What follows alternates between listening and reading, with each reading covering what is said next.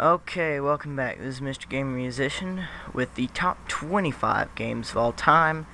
We are just 2 away from number 1. But this one I'm probably going to have to make it really snappy because I have somewhere to be. It's 3:30 right now. And I got to leave at about 4:30, so obviously all the time it takes to upload, I'm going to have to be pretty quick with this. Plus that I'm still in, like, what I went to bed in. So, and I gotta get dressed. Saturday night is, like, the most busy night for somebody in my profession, I guess you could call it. But, yeah. My number 3 favorite game of all time, Halo Combat Evolved. Crap, I keep forgetting to turn the light on. Okay, so there we go. Number 3, Halo Combat Evolved. I know what you're thinking. This is number 3. Kind of high acclaim considering how old it is. Considering some of the newer additions to the series and how old this one is, you gotta think, why is he putting it at number 3? Because, hands down, best story of all the Halo games. Hands down. Halo 3 had a really good story. Don't get me wrong. I love the story of that one, but this one beats it. I also have to say this game probably has the third best multiplayer out of all of them. I know it's like really unevolved compared to what the multiplayer is now, but that's why I'm only saying it's the third best, because it is old. But think about it, really, this multiplayer, considering the size of a couple of maps, really it was very interesting. Because most of the times you didn't see games having multiplayer maps that big, with like all the options that you had. So, another thing was, this game was just in general fun to play. Obviously this is actually the old Game of the Year version of it for the original Xbox. But I have to say, I really enjoyed this game. Like, I guess the purpose of this game was, I know that Bungie, actually, they put a lot of work into this, but not for all the reasons that you'd think. I don't think Bungie actually expected this to be very huge. They were really doing this game. Well, no, I can't say that. But, them and Eric Nyland was doing this game in tandem, I guess you could say. Because Halo the Fall of Reach came out about a month before the first game did.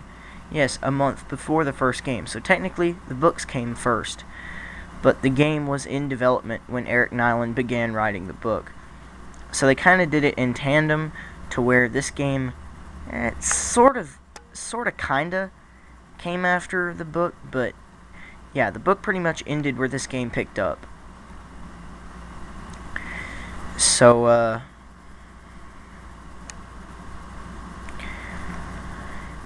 yeah, I have to say the story of this game was really the best part about it. But other than that, it was just in general fun to play. But as I was saying a minute ago, I don't think Bungie expected quite as much of a reaction as they got out of this game. This game received an absolutely amazing reaction.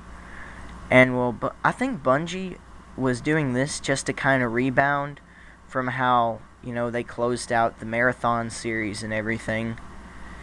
And, I think that's kind of what they're trying to do with their new series. I think it's called, like, Destiny or something. I think they're really just trying to rebound from how they closed out the Halo series. Well, they didn't close it out. They just let Microsoft as a whole handle that. Microsoft handed it to the new 343 Industries. So now Bungie is doing Destiny to try to rebound from how they themselves closed out the Halo series as far as Bungie making Halo games goes. But yeah, I think that this game was done very well. I think really the book The Flood kind of really added a lot to this game. I have to say, I equally enjoy the game and the book. And the book has a little bit more story to it, but this game honestly has a little more interaction, obviously.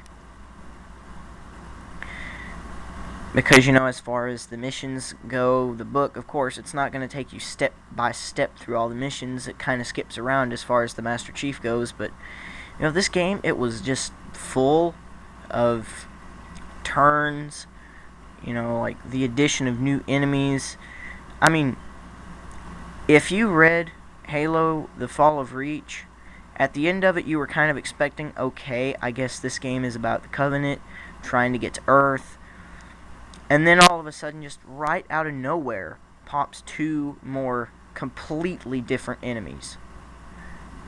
I'm not going to give anything away, obviously, but, well, if you haven't played the game, I would very much suggest playing it. It is very fun, and for those of you who don't want to go buy an Xbox, they do have an Anniversary Edition, which I also own the Anniversary Edition, but for those of you who have the Anniversary Edition but not the original, I thought I'd go ahead and show you the case to it, because, well, honestly, I have to say the art on the back of the case is even really, I mean, just the case alone might make you want to buy the game, because it does look really artistic, it looks really cool, and in general, that's just how the game is. I guess really this one wasn't very short. It's definitely not the shortest in the series. In fact, I think it might be one of the longer ones, but yeah, that's about all the time I have for now. I could go on about this, but I just don't have the time at this point. I'm sorry about that, but, yeah, this is Mr. Gaming Musician, and, well, I'll see y'all tomorrow for the number 2 game of all time.